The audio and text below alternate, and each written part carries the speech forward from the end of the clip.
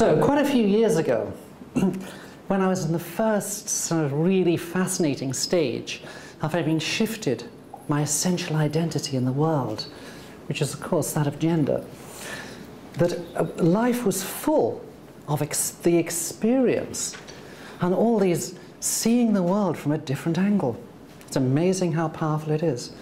And on one occasion, I was at a university in the UK where I was attending a conference. And on the second day of the conference, we had some free time, and a woman from the university invited the speakers to go on a guided tour of the campus. So a group of us got together, and there was the woman from the university, another woman and me, and 3 guys. And we'd all been talking together, and we're getting along. And so the woman from the university said, okay, let's get going, let's go this way. So pointing down a path, because this is quite a large campus. And at that point, the group of us divided. So the men began to walk up the path. The 3 of them, shoulder to shoulder, showed us their backs. And the 3 of us began to follow them in the time-honored tradition of the Japanese wife. And I thought to myself at that moment, oh, so this is how it feels. This is how it works. My goodness. So then I began to walk, and then I had 2 memories. The first was walking along a similar path as a child, following adults. And the second memory was how it felt when I arrived back in the UK after having lived in Japan and been in Japanese culture for 5 years, which had shifted my mindset. I saw the world differently, came back home, and I lived in a different world. What I just used to assume was kind of how it was, how the world worked, how people are. It became clear that that wasn't true. All I was seeing is how people behave in a certain culture. And so walking down the path, I was seeing this gender power situation, little scenario going on through the eyes of the outsider, which of course the outsiders can see, but the insiders can't. And it's very sweet. And so we began to, so as we say, we walked off down this path, me feeling that I'd joined a sort of a theatre, actually. It didn't seem very real at all, except for the fact that it was. And another interesting thing is that as we walked, of course, the guys who were leading didn't actually know where they were going. And so the woman from the university would every now and again say, oh, to the left or to the right. And so the situation really was that we had 3 guys who, and they were nice guys too. Honestly, there was no malice in this at all. They just did what they did. And so, but she, of course, she put the group together, and she was telling us where to go, and she knew what was happening. This reminds me of what I've seen since in many, many situations, which is that leadership doesn't necessarily need to know where it's going to be in power. You can see this from the little event in the university to the state of finance and politics in Europe today. The principle actually holds. Now, as we were walking, I could see also that because I was the outsider, the gendered outsider person, seeing all of these all this business, it's all about perception and power. And the reason it was kept in place was because nobody knew it was happening, or nobody really noticed, or if they did, didn't do anything about it. So it became clear that the holding power in the situation was of being unaware of what's going on, or partly unaware, at least. And so from this, and this is coming from my long experience in all sorts, including karate, that I could see that the essence that held the game in place was being unconscious, unaware. So from that, we developed the concept of the conscious edge, because in the same way that when any one of us is unconscious when we go into a situation, we tend to just repeat that which has been done before, whether it suits us or not. So we have no power. Power is gone. The power to change, there are no options. The conscious edge, why the conscious edge? Well, an edge is an advantage or a power. And it is the power of being conscious, about being highly aware in any situation.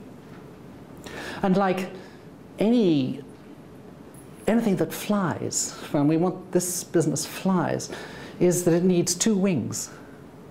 And the first wing is that of perceptive awareness. That is actually getting to see what's going on around us in minute detail, really be conscious of it, because I am certain that we don't actually see everything going on in the world around us. And we certainly don't see everything going on inside us. So these are the two wings of the bird. Perceptive awareness.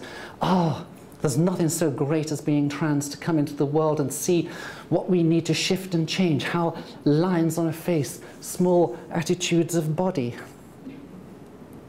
little shifts of eye, give out these incredibly powerful messages, most of which we don't know we're seeing and we don't know we're doing. What power we deny ourselves by not seeing and being aware of these subliminal signs, which are most of identity, and they're most of what we communicate about ourselves. The second wing of the conscious edge bird is simply being more aware, seeing life, situations, work, men, women, from a sort of elevated perspective. Because Albert Einstein once said, problems, and here we have the problem, for example, the problem of the glass ceiling, or the double glass ceiling, or in my case, the triple glass ceiling, or because I'm older, the quadruple glass ceiling. Hey, you know. So the problems are never solved at the level of awareness at which they were created. So the solution often to so much is to simply change our perspective, to see things from a different place, to see it from higher. It works like this. It's a huge skill that takes a long time to learn in its fullness, but it's like this, just to give you an idea, an experience even. Say that imagine that what you're doing is entering a room in which there are people who have power over you and you feel uncertain of this. Walk in, and all of us then feel this and begin to react and respond in our habitual ways. Suicide for power, really, and effectiveness. But try again. We enter the same room, and this time we follow the system that we've worked out called pause and shift. Pause and shift. Pause and shift. It's really simple in principle. So we walk into that room, and just for a moment, what we do is pause.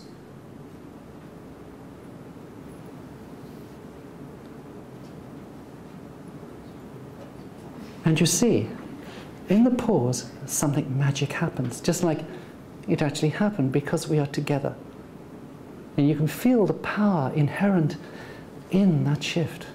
Pause and shift. It gives us perspective, somehow an uninvolvement, a detachment. And from that, there are more options and more choices.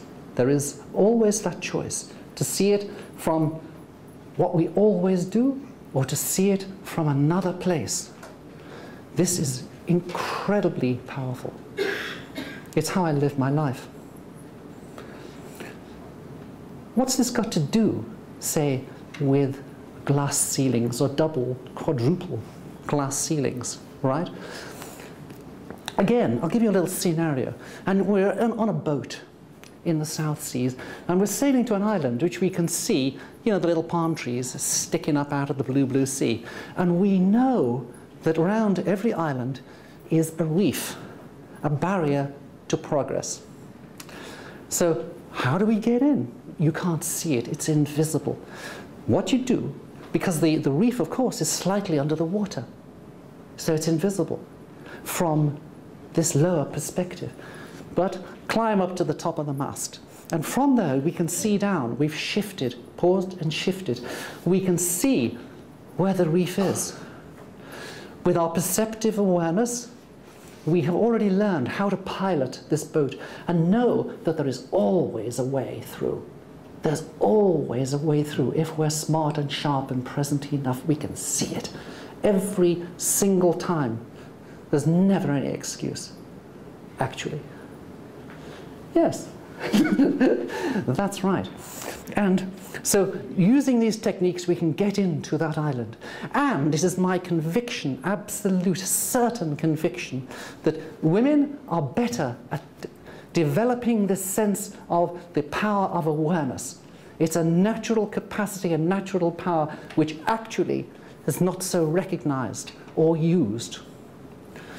Come together, what a difference we can make to ourselves, to women around us, to the world, everything. Because I'll finish with this. The Dalai Lama recently said, it is Western women who will change the world. And I believe, it is my conviction, that it is in shifting this way of seeing into awareness to develop that, what we call the conscious edge. That is the way that working together we can not only change ourselves, but change the world around us.